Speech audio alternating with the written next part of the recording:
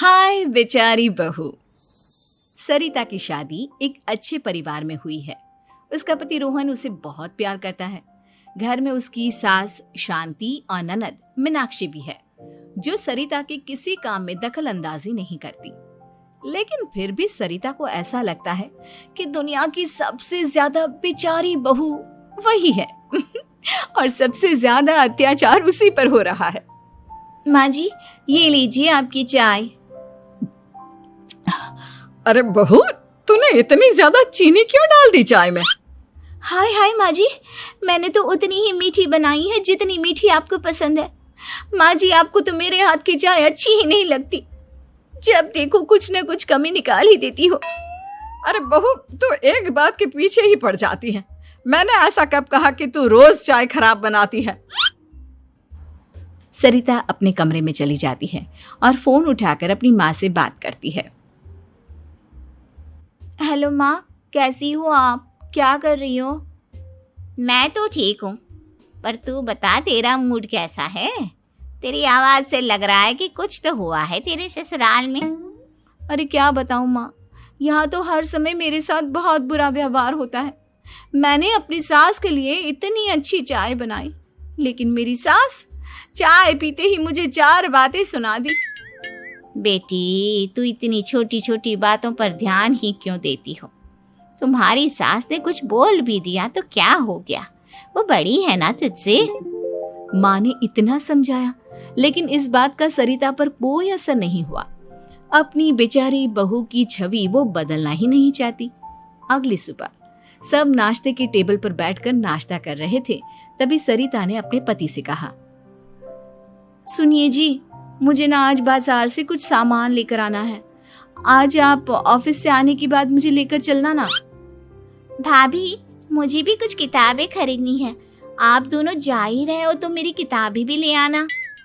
लो, अभी तो बात ही की है बाजार जाने की, तो एक फरमाइश आ गई। माँ जी, आप भी बता दो कुछ, और हाँ, मोहल्ले वालों से भी बोल दो अगर वो कुछ मंगवाना चाहते हो तो। बेचारी मीनाक्षी अपना सा मुंह लेकर रह गई।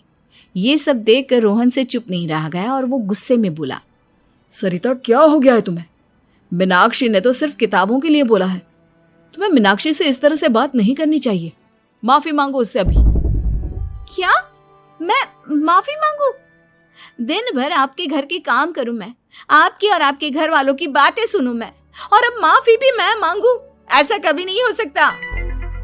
ये बोलकर सरिता वहां से चली जाती है। एक दिन उनकी पड़ोसन घर आती है। अरे सरिता, क्या कर रही है? और क्या करूंगी भाभी जी, बस घर का काम ही कर रही हूँ। आप बताओ कैसे आना हुआ? अरे मैं तो तुम्हारा हालचाल पूछने आई थी, लेकिन तुम तो बिजी लग रही हो। कोई बात नहीं, मैं बाद में आ जाऊंगी। और क्या करूं भाभी जी, जब से शादी होकर आई हूँ ना, बस काम ही कर रही हूँ। और इस घर में ना कोई मेरी कदर नहीं करता। पति है जो बस घर से ऑफिस, ऑफिस से घर। ननद को तो कॉलेज से फुर्सत नहीं। बची सास तो उनका सारा समय मेरी गलतियां निकालने में लग जाता है। अरे ये क्या कह रही हो सरिता? तुम्हारी सास तो पूरे मोहल्ले में तुम्हारी तारीफ करती फिरती है कि तुम बहुत अच्छी हो, पूरा घर तुम्ही ने संभाल रखा है।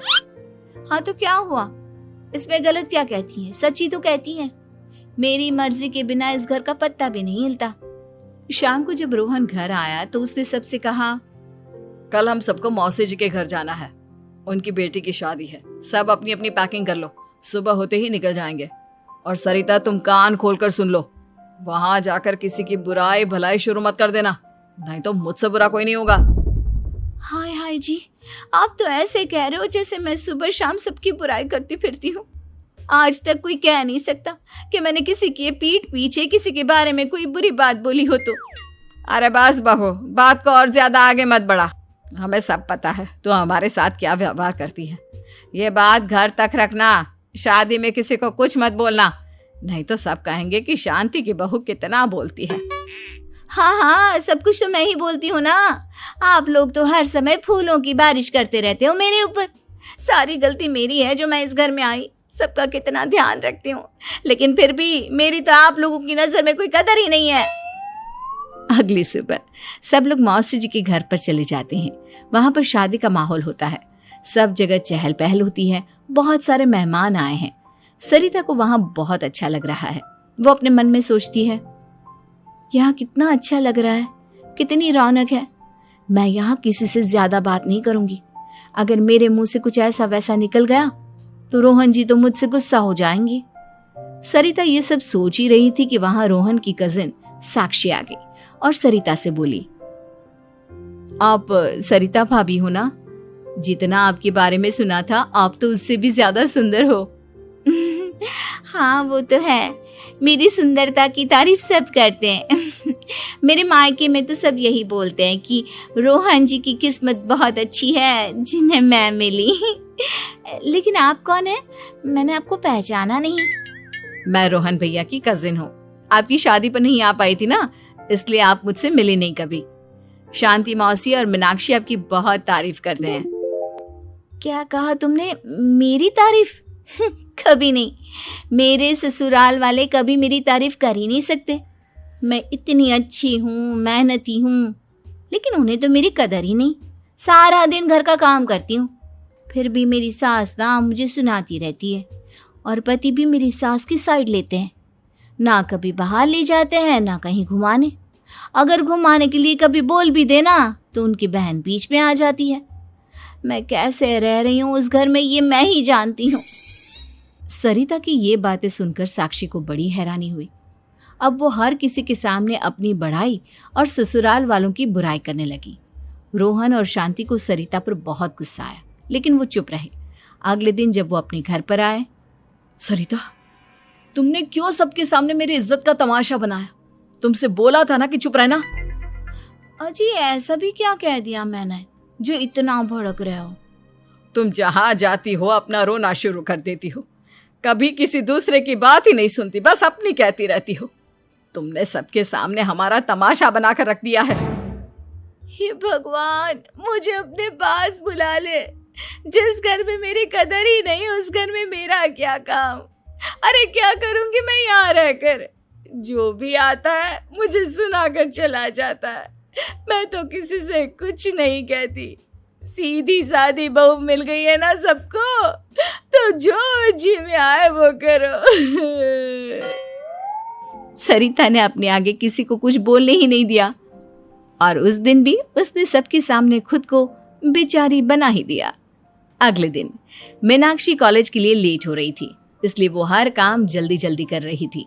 अपना नाश्ता लेने किचन में गई और पतीले में रखे गरम दूध को गिलास में डालने लगी। दूध का पतीला उसके हाथ से छूट गया और गरम गरम दूध उसके हाथ पर गिर गया। ओए माँ, हाय मेरा हाथ, माँ मेरा हाथ जल गया। मीनाक्षी की आवाज सुनकर सरिता दौड़ती हुई आई। ये क्या किया तुमने? तुम्हें नाश्ता चाहिए था तो मुझसे बोल देती, मैं क्या मना करती थी? अब पता नहीं कितने दिन की मुसीबत पाल ली तुमने। सरिता मीनाक्षी को उसके कमरे में ले गई और उसका बहुत ख्याल रखा। उसका इस तरह से ख्याल रखना शांति और रोहन को थोड़ा अजीब लगा। माँ, सरिता के दिमाग का भी कुछ पता नहीं। कल शादी में सबको इतना कुछ बोल कर आई है हमारे बारे में, और अब मीनाक्षी की कितनी अच्छी देखभाल कर रही है। ये ऐसा क्यों करती है? बेटा, तेरी बीवी की ना आदत हो गई है सबके सामने खुद को बेचारी दिखाने की, और आदत इतनी जल्दी नहीं बदलती। जब ये बोलना शुरू करती है तो रुकने का नाम ही नहीं लेती, इसलिए इसे पता ही नहीं चलता कि ये किसके सामने क्या बोली जा रही है। लेकिन दिल की बहुत अच्छी है। हमें भी अपना दिल बड़ा करके ये जैसी है इसे स्वीकार